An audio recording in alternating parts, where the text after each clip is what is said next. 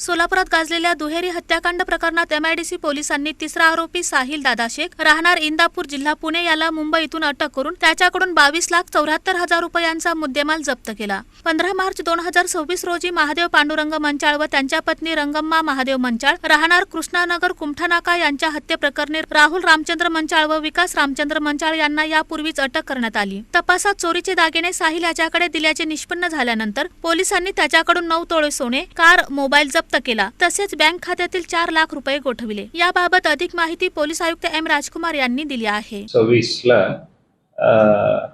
MIDC police स्टेशनला एक गुन्हे दाखल होतो 315/2026 15 मार्च रोजी। त्यात 2 वयोवृद्ध पती पत्नीच्या खून करण्यात आलं होतं।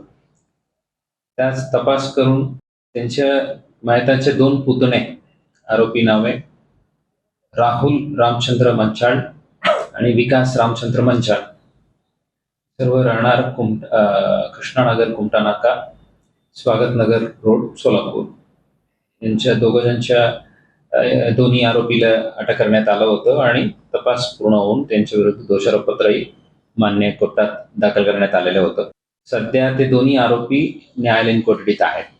सदर गुन्ह्याच्या अनुषंगाने एमआयडीसी पोलीस स्टेशनच्या गुन्हे प्रकटीकरण पथकाचे अधिकारी व अंमलदार यांना यातील आरोपी राहुल व विकास यांनी यातील दोन्ही मायतांना मारून त्यांच्या कपाटातील सोन्याचे दागिने चोरून नेले असून सदरचे दागिने आरोपी विकास यांनी त्यांचे मित्र साहिल दादा शेख राहणार इंदापूर जिल्हा पुणे यांच्याकडे दिले असल्याबाबत गुप्त बाबतीत बातमीदारांच्या मार्फतीने बातमी मिळाली। अधिकारी अंमलदार यांनी साहिल दादा शेख यांना मुंबई येथे जाऊन कसोशीने शोध घेऊन त्यास गुन्ह्याच्या तपासाकामी अटक केलेली। अटकेदरम्यान त्यांच्याकडे कौशल्यपूर्वक तपास केला असता साहिल शेख यांनी नमूद गुन्ह्यातील आरोपी विकास यांच्याकडून घेतलेले सोने विकून एक 4 चाकी वाहन कार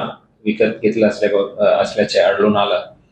त्यानुसार आरोपी साहिल दादा शेख यांच्याकडे सखोल तपास करून अंधेरी मुंबई येथे जाऊन तिकडून 9 तोळे सोने, एक कार, मोबाईल फोन व त्यांच्या बँक खात्यातील 4 लाख कॅश ते फ्रीज केलेले आहे। असा एकूण 22,74,000 किमतीच्या मुद्देमाल हस्तगस्त करण्यात आलेले आहे।